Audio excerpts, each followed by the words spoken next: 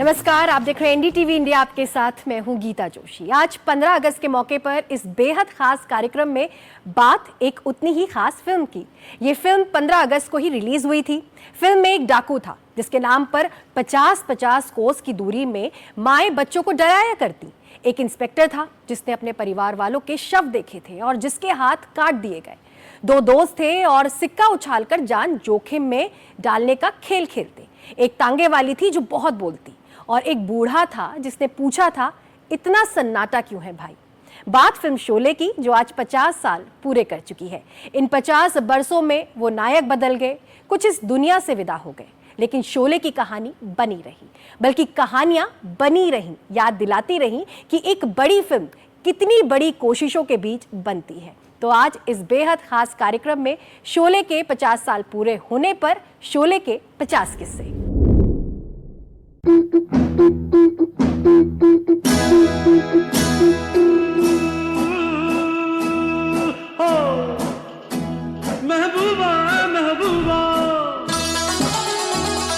Sholay film का पहला किस्सा फिल्म के निर्देशक से जुड़ा हुआ है।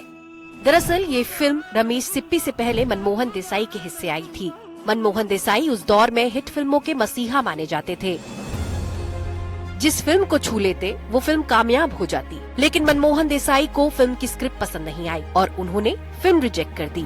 जिसके बाद रमेश सिप्पी ने फिल्म के निर्देशक का दारोमदार संभाला।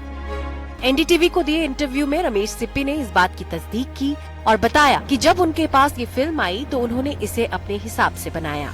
It was a two-line idea that belonged, I think, Manmohan Desai had rejected because it was not his kind.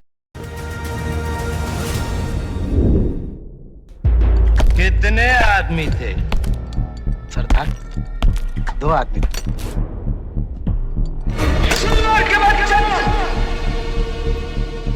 वो 2 थे और तुम 3, फिर भी वापस आ गए। फिल्म की शूटिंग को लेकर भी काफी मशक्कत करनी पड़ी। फिल्म में विलन के किरदार के लिए निर्देशक रमेश सिप्पी की पसंद डैनी डेंजोंगपा थे, जो उस वक्त टॉप विलन्स की सूची में थे। उन्हें गब्बर के रोल के लिए साइन भी कर लिया गया था, लेकिन शोले से पहले डैनी फिरोज खान की फिल्म धर्मात्मा साइन कर चुके थे। डेट्स क्लैश होने के चलते उन्हें शोले छोड़नी पड़ी।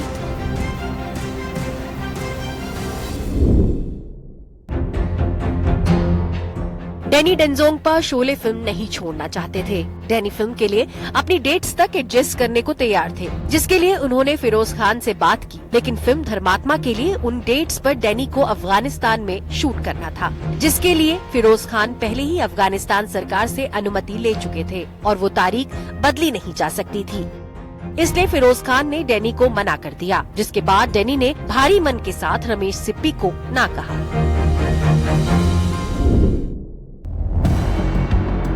डैनी के बाद उस दौर के मशहूर विलन रंजीत, प्रेम चोपड़ा और प्रेमनाथ को भी गब्बर के रोल के लिए साइन करने की बात चली, लेकिन रंजीत और प्रेम चोपड़ा को उनके लुक्स के चलते ये फिल्म नहीं मिल पाई। वहीं प्रेमनाथ, जो इस किरदार के लिए मेकर्स को फिट लग रहे थे, पहले ही कई फिल्में साइन कर चुके थे, जिसमें धर्मात्मा भी थी और उनके मिजाज को लेकर कई तरह की अफवाहें भी थी। इसलिए आखिरकार ये रोल अमजद खान की झोली में आ गिरा।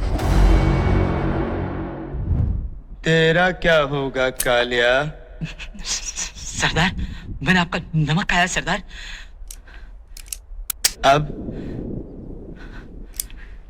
गोली खा।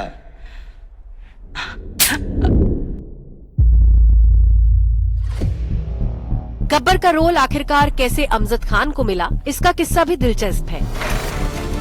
1963 में अमजद खान के एक नाटक ने उन्हें ये फिल्म दिलाई। जावेद अख्तर ने अपने एक इंटरव्यू में बताया कि जब वो दिल्ली में कॉलेज की पढ़ाई कर रहे थे तो एक नाटक के दौरान उन्होंने अमजद खान को देखा। वो उनके अभिनय से इतने प्रभावित थे कि इसका जिक्र उन्होंने सलीम खान से भी किया।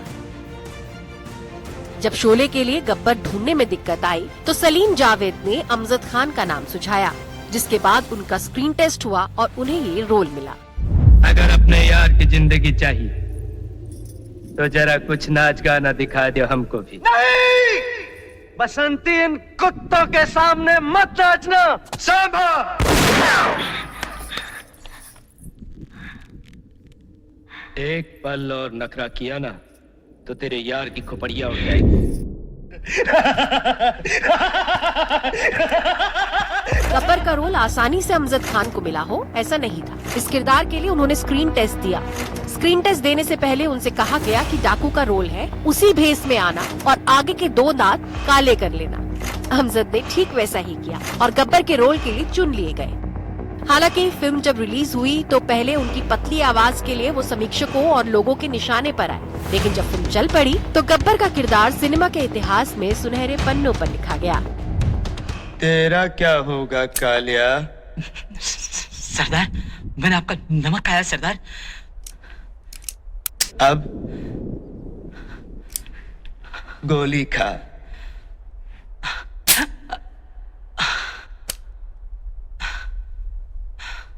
कमाल हो गया।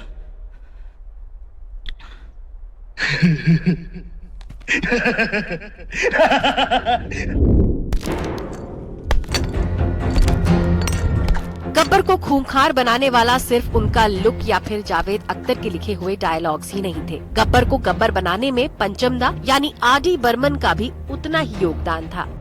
एक इंटरव्यू में अपने इस किरदार पर बात करते हुए अमजद खान ने कहा था कि गब्बर के किरदार को संवारने वाले रमेश सिप्पी या सलीम जावेद ही नहीं बल्कि पंचमदा थे, जिनका बैकग्राउंड म्यूजिक इस किरदार में जान फूंकता है।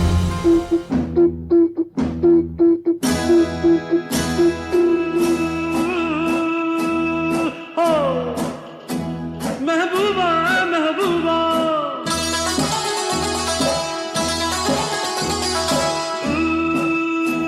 महबूबा महबूबा महबूबा महबूबा गुलशन में गुल खिलते हैं जब सहरा में मिलते हैं, गुलशन में गुल खिलते हैं जब सहरा में मिलते हैं, मैं और तू। यहाँ से 50-50 कोस दूर गांव, जब बच्चा रात को रोता है तो माँ कहती है बेटे सो जा, सो जा नहीं तो गब्बर सिंह आ जाएगा। फिल्म का ये डायलॉग बहुत मशहूर हुआ, लेकिन एक बच्ची ऐसी थी जो तभी सोती थी जब गब्बर आ जाता था। वो थी अमजद खान की बेटी आलम खान। बोला करते थे कि सो जा नहीं तो गब्बर सिंह आ जाएगा, और हमें सोने के लिए गब्बर का ही इंतजार होता था। हम वेट करते थे कि पापा कब आएंगे तब हम जाकर सोएंगे। बहुत कटीली नचनिया हो, जरा हमको भी दिखाओ 2-4 ठुमके। देखो छमिया, ज्यादा नखरे मत करो, नहीं तो ये गोरी चमड़ी है ना, सारे बदन से खुरच खुरच कर तोड़ दूंगा, समझी? वैसे गब्बर सिंह सलीम खान की कल्पना भर नहीं था। उसका किरदार मध्य प्रदेश के भिंड में सक्रिय एक खतरनाक डाकू प्रीतम सिंह से उठाया गया था। प्रीतम सिंह को लोग गबरा भी कहते थे। उसके किस्से कहानी सुनकर सलीम खान बड़े हुए। सलीम खान के पिता मध्य प्रदेश पुलिस में डीआईजी थे। प्रीतम सिंह पुलिस वालों से नफरत करता था और उनके नाक कान काट देता था। उसकी दहशत भरी कहानी सलीम अपने पिता से सुनते और उसी कहानी से जन्मा शोले का गब्बर सिंह। अरे ओ सांभा, कितना इनाम रखे हैं सरकार हम पर? पूरे 50,000। सुना? ये डायलॉग भले ही आपने फिल्म में पहली बार सुना हो, लेकिन ये डायलॉग जावेद अख्तर का लिखा हुआ नहीं है, बल्कि असल में डाकू गब्बर सिंह का कहा हुआ है। गब्बर सिंह को पकड़ने का दबाव इतना ज्यादा था कि तब के मध्य प्रदेश के मुख्यमंत्री कैलाश नाथ काटजू ने उस पर 50,000 इनाम रख दिया। उस समय गब्बर इकलौता ऐसा डाकू था जिसके ऊपर इतना ज्यादा इनाम रखा गया था। इसके बाद गब्बर सिंह अपने गुर्गों से पूछता, सरकार मुझ पर कितना इनाम रखे हैं, जिसे असल में गब्बर सिंह की मौत के 16 साल बाद शोले फिल्म में इस्तेमाल किया गया। पूरे 50,000। और ये इनाम इसलिए है कि यहाँ से 50-50 कोस दूर गांव, जब बच्चा रात को रोता है तो माँ कहती है बेटे सो जा, सो जा नहीं तो गब्बर सिंह आ जाएगा। सुना है उस पर तो पुलिस ने कुछ इनाम भी रखा है। 50,000 जिंदा या मुर्दा। संजीव कुमार का ये डायलॉग सुनकर दर्शकों ने खूब तालियां बजाई, लेकिन इस डायलॉग की रचना फिल्म रिलीज से 19 साल पहले यानी 1956 में हो चुकी थी। ये डायलॉग दरअसल मध्य प्रदेश के मुख्यमंत्री कैलाश नाथ काटजू का था। सरकार की नाक में दम कर चुके गब्बर सिंह को पकड़ने के लिए प्रधानमंत्री जवाहरलाल नेहरू ने काटजू पर दबाव डाला था। तब काटजू ने स्पेशल टास्क फोर्स का गठन किया था और आईजी KF रुस्तम ने कहा था, मुझे गब्बर सिंह चाहिए, जिंदा या मुर्दा। सुना है उस पर तो पुलिस ने कुछ इनाम भी रखा है। 50,000 जिंदा या मुर्दा। तुम्हें उस डाकू को मेरे लिए पकड़ना है, जिंदा।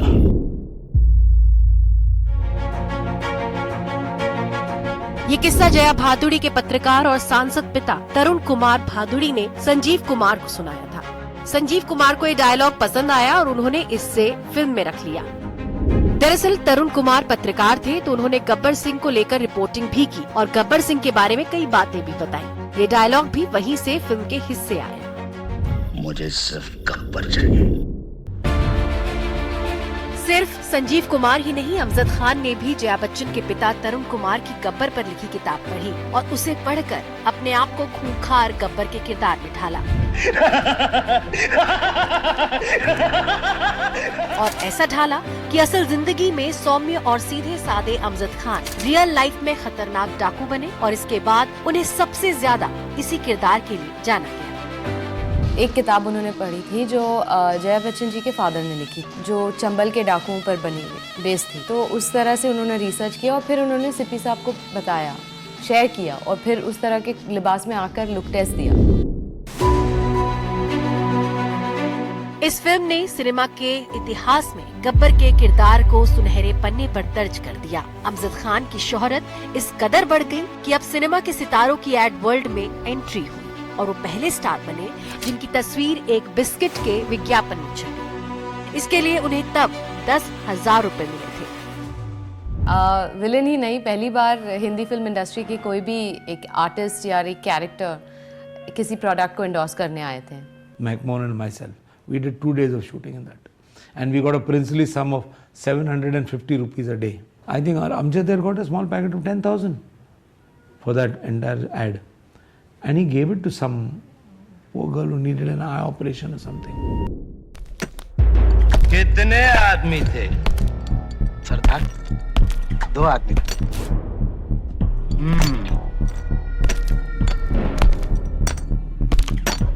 2 आदमी।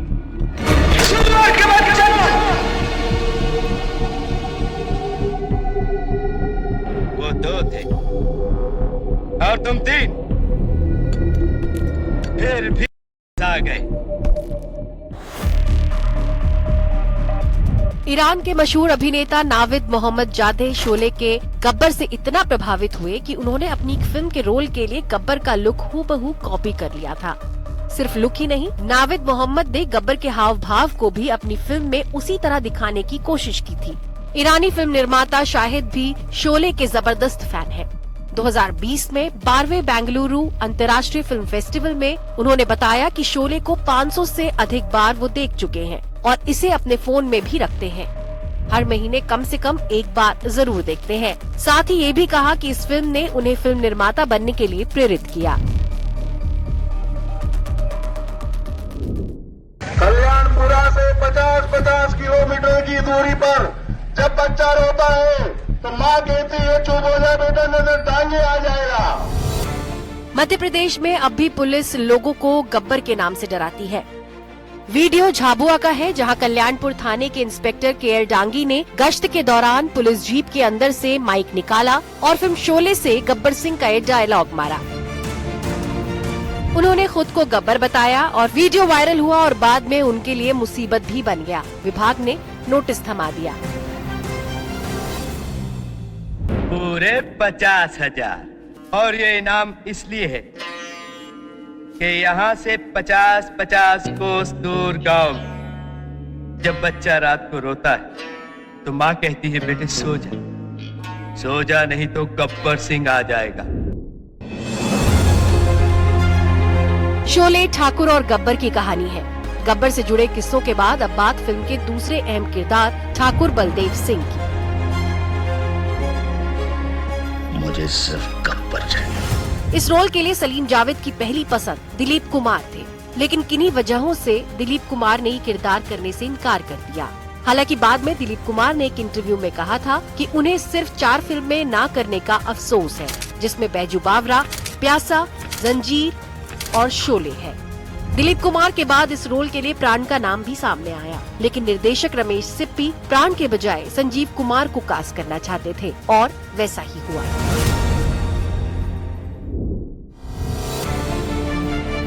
शोले से पहले भी धर्मेंद्र, हेमा मालिनी और संजीव कुमार एक साथ आ चुके हैं रमेश सिप्पी की ही फिल्म सीता और गीता में। उस फिल्म की कामयाबी के बाद ही सिप्पी ने तीनों को फिर से एक साथ लेने का फैसला किया था। तो शोले में भी सिप्पी ने ये तिकड़ी दोहराई। धर्मेंद्र के हिस्से वीरू का किरदार आया तो संजीव कुमार ठाकुर बने और हेमा मालिनी बसंत।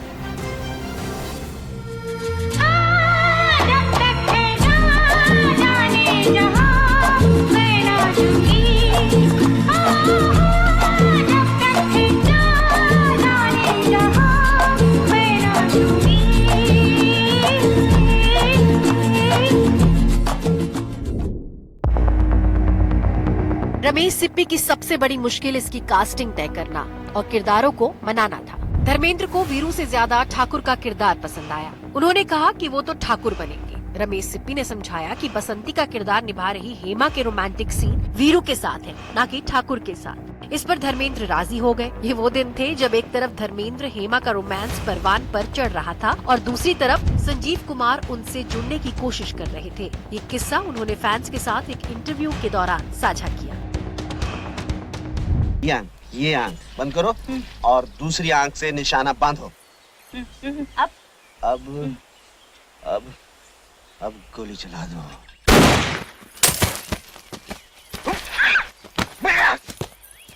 लग गया निशान।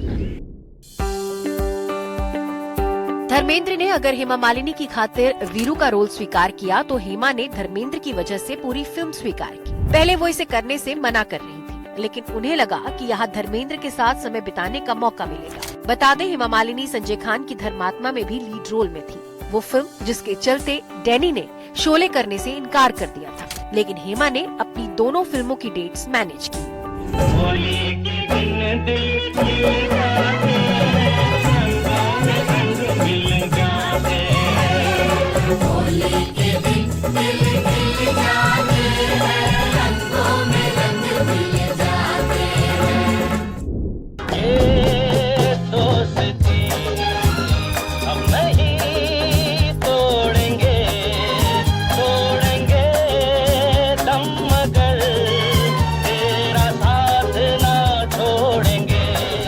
जय वीरू की जोड़ी और दोस्ती की मिसाल आज भी सिनेमा के साथ साथ असल जिंदगी में दी जाती है।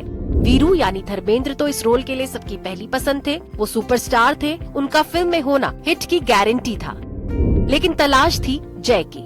डिस्ट्रीब्यूटर्स ने शत्रुघ्न सिन्हा का नाम सामने रखा, लेकिन उन दिनों वो अमिताभ के मुकाबले बड़े स्टार थे और मेकर्स किसी बड़े स्टार को किरदार नहीं देना चाहते थे ताकि डेट्स क्लैश का किस्सा खत्म हो। I was a bit insistent, let's not take another star because we'll have problems with dates, handling egos and all that.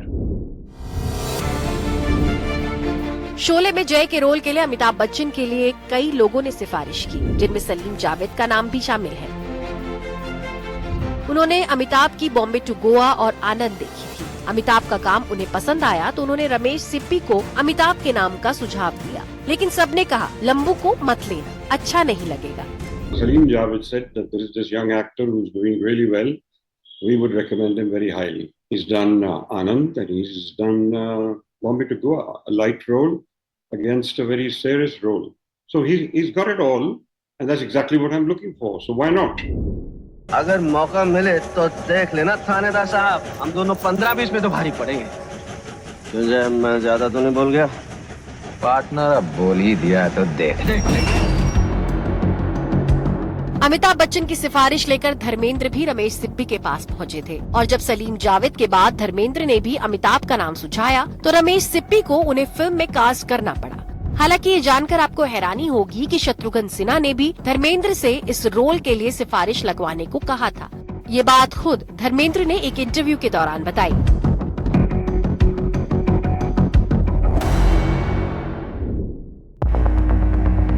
आखिरकार जैसे तैसे जय के रोल के लिए अमिताभ बच्चन को चुन लिया गया, लेकिन जब उन्हें स्क्रिप्ट सुनाई गई तो उन्होंने कहा कि उन्हें जय नहीं गब्बर बनना है। इससे पहले मैंने ही सलीम जावेद से यही कहा था कि ये गब्बर की भूमिका मैं करना चाहता हूँ, और जितने लोगों ने इसको सुना वो सब यही चाहते थे कि वो भूमिका निभाए, क्योंकि वो बहुत ही उत्तेजित थी, बहुत अच्छी भूमिका थी, बहुत अच्छा किरदार भी था। लेकिन अंत में रमेश जी ने कहा नहीं, ये आप ये करेंगे, धर्म जी ये करेंगे, हेमा जी ये करेंगी, और गब्बर नहीं करेंगे आप। अमिताभ बच्चन रमेश सिप्पी की शोले में तो गब्बर नहीं बन पाए, लेकिन उनका ये अधूरा सपना पूरा किया राम गोपाल वर्मा ने। साल 2007 में रिलीज हुई राम गोपाल वर्मा की आग शोले का ही रीमेक थी, जिसमें अमिताभ बच्चन को गब्बर के किरदार के लिए चुना गया। लेकिन शोले के जय को लोग राम गोपाल वर्मा की आग का गब्बर स्वीकार नहीं कर पाए और फिल्म बुरी तरह पिट गई। जितनी भी गलतियां हुई हो या उसकी जो अच्छाई हुई हो, उसका श्रेय मुझ पर नहीं आना चाहिए, ऐसा मैं नहीं कहूँगा। मैंने बहुत सोच समझ करके हर फिल्म में काम किया है, और अगर वो नाकाम हुई है तो उसका जो नाकामी है उसका श्रेय मुझको भी मिलना चाहिए और जो बनाने वाले हैं उनको भी मिलना चाहिए।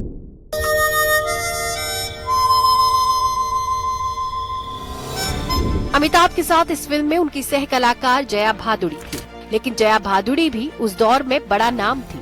जो रोल उनके हिस्से आया वो बहुत छोटा था, ठाकुर की बहू का रोल। जया भादुड़ी ने ये रोल सिर्फ और सिर्फ अमिताभ बच्चन के कहने पर किया।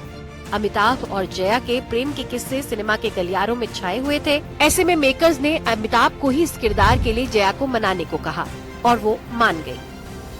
हम लोग पति पत्नी बने जंजीर के बाद, तो जब शोले की बात हुई तो हम पति पत्नी थे, और हमारी जो पहली संतान श्वेता, हमारी जो बेटी है, उसका भी योगदान है शोले में।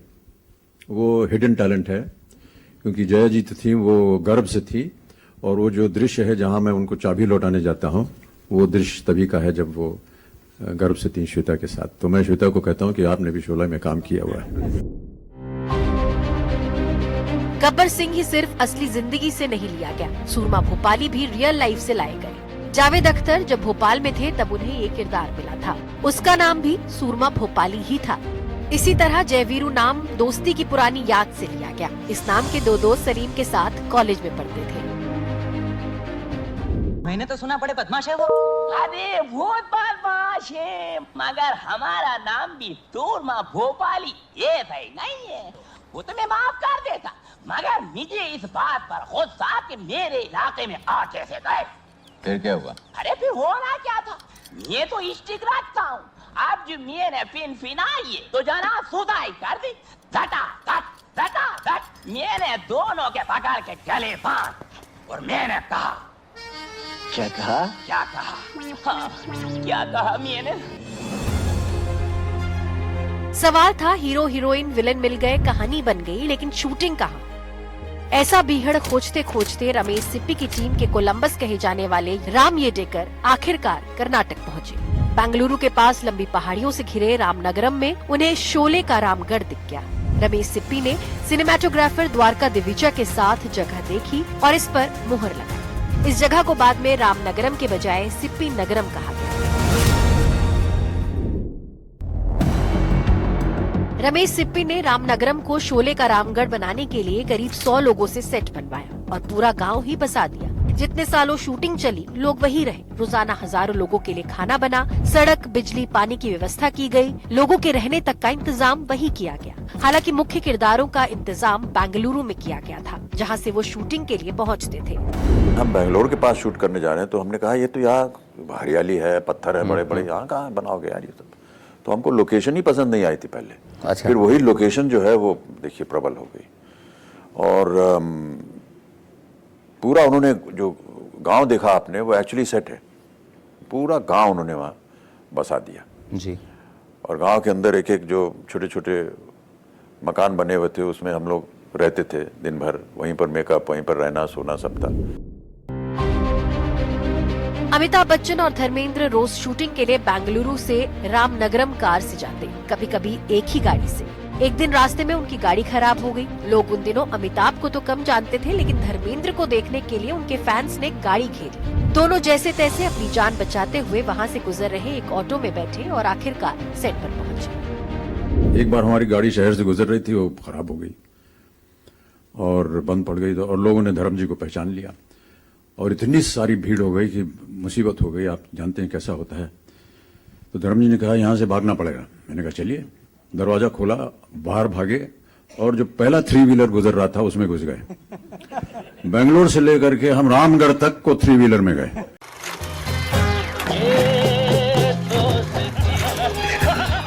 मुझे सिर्फ गब्बर चाहिए। बसंती इन कुत्तों के सामने मत नाचना। तेरा क्या होगा कालिया?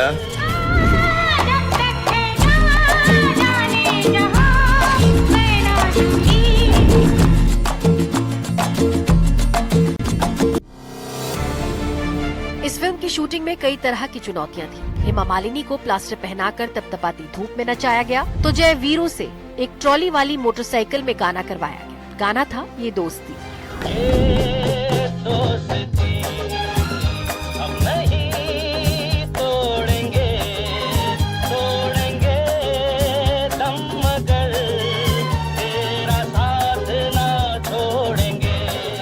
अमिताभ मानते हैं कि मोटरसाइकिल को ट्रॉली से जोड़ने वाले सीन में जितनी मशक्कत की गई उतनी किसी भी सीन को करने में नहीं की गई। एक बड़ा भयंकर शॉट था उसमें, वो जो साथ की जो ट्रॉली चलती थी उसके साथ जुड़ना, तो इतनी दूर से वो प्लेबैक साउंड जो था वो हमको सुनाई नहीं देता था। तो पहले हम लोग आए पटपटिया के पास और एक ऐसी 2 गलियां थी, उसके बीच में से एक गली को लेकर के आना था और वो टाइमिंग ऐसी होनी चाहिए कि जैसे ही ये कैमरामैन एक जगह पर आए वहीं पर हमको जुड़ना था, क्योंकि वो फोकस वगैरह वहीं लिया गया था।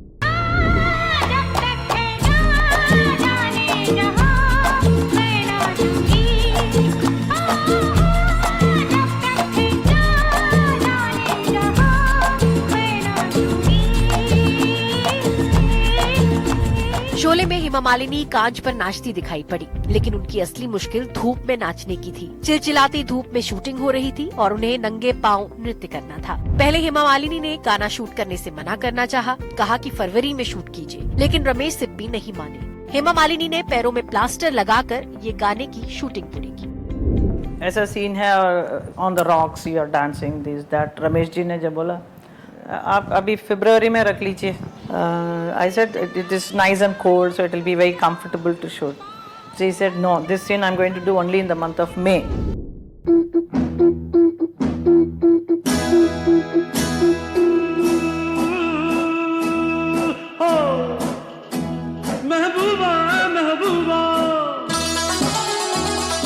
इस गाने को न जाने कितनी बार रिमिक्स किया गया, लेकिन आर.डी. बर्मन ने जिस तरह इसे कंपोज किया वो आज तक कोई नहीं कर पाया।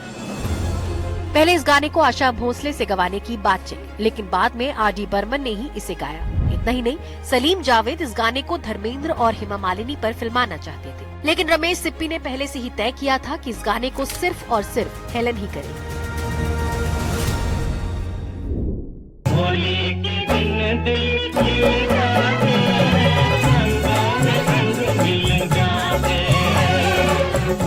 धर्मेंद्र और हेमा मालिनी पर फिल्माए इस गाने को शूट करने में भी 20 से 25 दिन लग गए। दरअसल सचिन पिलगांवकर ने एक इंटरव्यू में बताया था कि धर्मेंद्र पूरी फिल्म में हेमा मालिनी को इम्प्रेस करने में लगे रहते, जानबूझकर गलतियां करते ताकि सीन्स दोबारा शूट हो और वो हेमा के साथ ज्यादा वक्त गुजार सके। कूद जाऊंगा, फन जाऊंगा, मर जाऊंगा, हट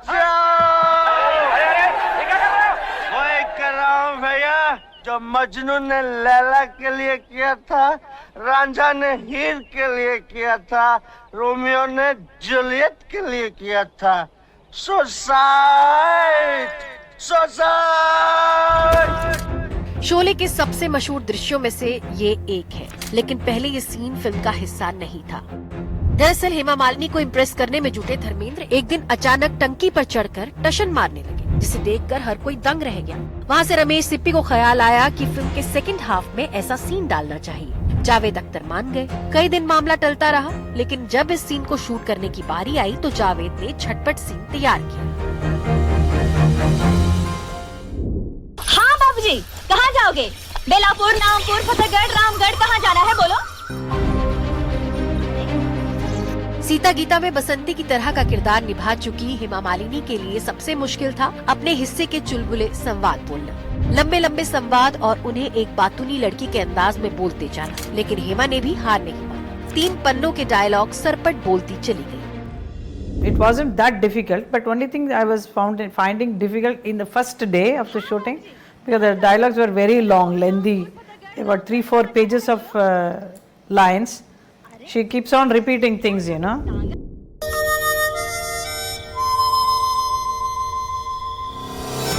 अमिताभ बच्चन और जया भादुड़ी पर फिल्माया ये सीन मुश्किल से 2 मिनट का होगा, लेकिन इस सीन को शूट करने में कई दिन लग गए। रमेश सिप्पी बताते हैं कि 23 दिन उन्होंने इसे शूट करने में लिए, जबकि अमिताभ बच्चन तो सीधे 3 साल की बात करते हैं। एक जो देखिए उसमें शॉट था जो जया ऊपर बरामदे में लालटेन बुझा रही हैं और मैं नीचे बैठा वो अपना हारमोनिका बजा रहा हूँ, उसको तकरीबन 3 साल लग गए उसे एक शॉट के लिए, क्योंकि जो हमारे डीओपी थे, कैमरामैन, वो चाह रहे थे कि जो सूरज जब एक जगह पर जाए ढले, उसकी जो रोशनी है उस रोशनी में उस शॉट को लेना था। तो हर शेड्यूल में हम लोग जाएं और जब सूर्यास्त होने लगे तो हम लोग सब दौड़े दौड़े जाएं मकान पे, वहाँ बैठ जाएं, सब सेटअप हो जाए, उनको भेजे वहाँ, वो एक एक करके बुझाया जाए, फिर कहना नहीं कट करो तो सूरज डूब गया, अब नहीं होगा। तो ये 3 साल तक ये सिलसिला चलता रहा। तो हमको कहे थे ये पेरिनियल शॉट है, ये 3 साल इसको लगा, ये बरामदे में घूम रही है। बुरा नहीं मानना, इतना तो पूछना ही पड़ता है कि लड़के का खानदान क्या है, उसके लक्षण कैसे हैं, कमाता कितना है। कमाने का तो यह है मौसी कि एक बार बीवी बच्चों की जिम्मेदारी सर पे आ गई तो कमाने भी लगे। ये सीन भी काल्पनिक नहीं था, बल्कि असल में सलीम खान और हनी ईरानी की मां के बीच हुई बातचीत से बुना गया है। जिस तरह अमिताभ बच्चन धर्मेंद्र यानी वीरू का रिश्ता लेकर बसंती की मौसी के पास पहुंचते हैं, ठीक उसी तरह जावेद अख्तर का रिश्ता लेकर सलीम खान जावेद अख्तर की पहली पत्नी हनी ईरानी की मां के पास पहुंचे थे।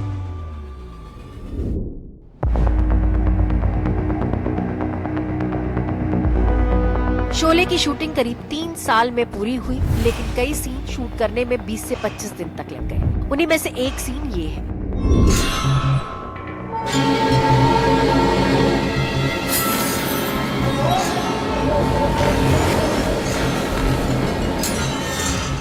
इस सीन को पहले दिन की रोशनी में शूट किया गया, लेकिन 2 दिन बाद बारिश हो गई, जिसके बाद रमेश सिप्पी के मन में आया कि इसे आंधी और बारिश में ही शूट करना चाहिए। रमेश सिप्पी ने अपने सिनेमेटोग्राफर द्वारका दिविचा को यह आइडिया दिया। द्वारका दिविचा ने कहा कि अगर 2 दिन बाद बारिश नहीं हुई तो क्या करें। वाकई बारिश नहीं हुई, लेकिन फिर जुगाड़ करके सीन को ऐसे ही शूट किया गया।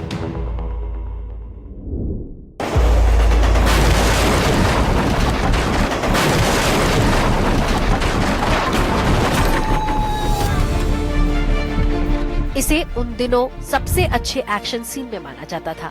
हॉलीवुड के विशेषज्ञ जिम एंड जेरी शुरुआत में सीन को साइड से शूट करना चाहते थे, लेकिन सचिन ने सुझाव दिया कि सीन को सामने से शूट किया जाना चाहिए, क्योंकि जब डायनामाइट फटेगा तो उसका प्रभाव सामने से शूट करने में ज्यादा आएगा। ऐसे में अमजद खान ने सुझाव दिया कि सीन को दोनों तरफ से शूट कर लेना चाहिए, जो पसंद आए वो रख सकते हैं।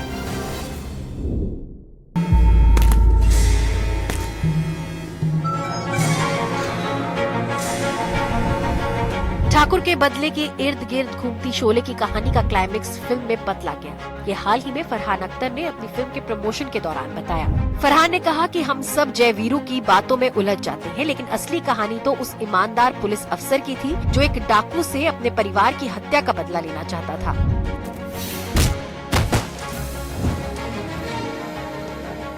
और ओरिजिनल क्लाइमेक्स में वो गब्बर को मार देता है, लेकिन 1975 में लगी इमरजेंसी की वजह से ये एंडिंग बदलनी पड़ी थी।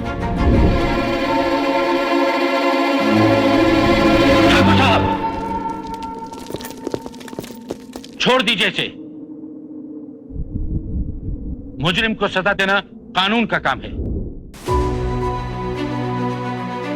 शोले जब बन भी नहीं रही थी, तब से फिल्म से जुड़े हर शख्स को पूरी उम्मीद थी कि फिल्म जरूर चलेगी, लेकिन ऐसा हुआ नहीं।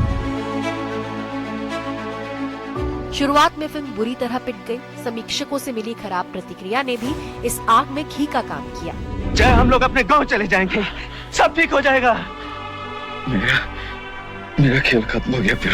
नहीं खत्म हो गया। नहीं। अमिताभ बच्चन को फिल्म में मरता देख लोगों ने ठुकरा दिया। ऐसे में रमेश सिप्पी ने सुझाव दिया कि फिल्म का क्लाइमेक्स बदल देना चाहिए। लेकिन सलीम जावेद नहीं माने। उन्हें विश्वास था कि फिल्म इसी क्लाइमेक्स के साथ जरूर चलेगी।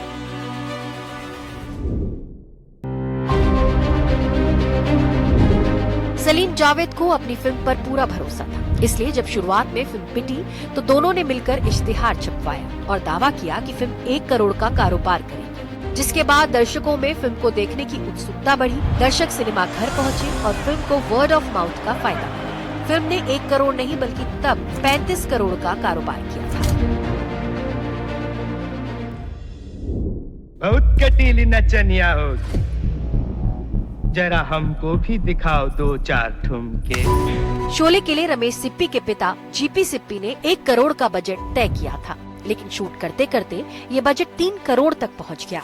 फिर इस 3 गुना बजट से फिल्म ने 11 गुना ज्यादा पैसे कमाए, यानी करीब 35 करोड़। जबकि एक धार्मिक फिल्म शोले को लगातार टक्कर दे रही थी, जय संतोषी माँ, जो सिर्फ 25 लाख में बनी थी और जिसने 5 करोड़ का कारोबार किया, यानी लागत का 20 गुना।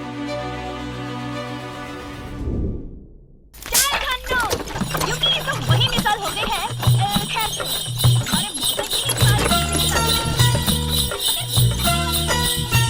तो आप समझो ये कि माँ बाप तो हमारे पहले ही से नहीं थे, और फिर मौसा के बाद मौसी और तांगे की जिम्मेदारी किस पर आ गई? हम पर आ गई। लोग हमसे ये भी कहते हैं कि बसंती लड़की होकर तांगा चलाती हो। मुंबई के मिनर्वा सिनेमा हॉल में ये फिल्म 5 साल तक चली। बारिश में सिनेमा हॉल में पानी भरा तो लोग अपने कपड़े घुटने ऊपर तक चढ़ाकर फिल्म देखने पहुंचे। हालत ये हुई कि सिनेमा हॉल के मालिक परिवार सहित ही सिनेमा हॉल में रहने लगे थे, क्योंकि घर जाने का उन्हें वक्त ही नहीं मिलता।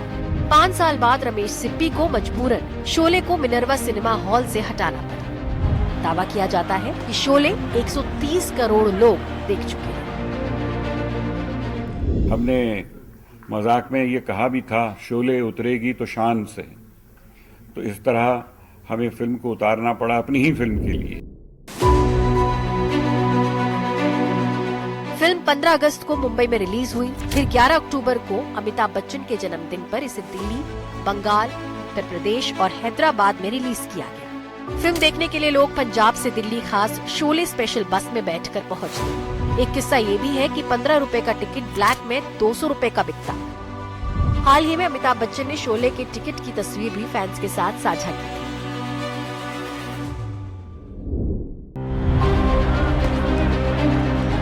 फिल्म रिलीज हुई तो खूब आलोचना हुई, कभी क्लाइमेक्स को लेकर तो कभी गब्बर की आवाज को लेकर। इतना ही नहीं, विधवा का किरदार निभा रही जया बच्चन की शादी को लेकर भी फिल्म की कहानी पर सवाल उठाए गए, लेकिन बाद में यही खामियां बड़ी बनी। 1970 में लिखी गई शोले को आधुनिक सोच वाली शोले कहा गया। अरे ओ सांभा, कितना इनाम रखे हैं सरकार हम पर? पूरे 50,000। सुना? पूरे 50,000। अपने हर किरदार की छाप छोड़ने वाली शोले को उस साल के फिल्मफेयर में सिर्फ एक पुरस्कार से ही गुजारा करना पड़ा। आपको जानकर हैरानी होगी कि उस साल शोले को बेस्ट एडिटिंग के लिए फिल्मफेयर अवार्ड मिला, जो कि MS शिंदे ने जीता, जबकि ज्यादातर अवार्ड अमिताभ बच्चन की ही फिल्म दीवार के हिस्से आए।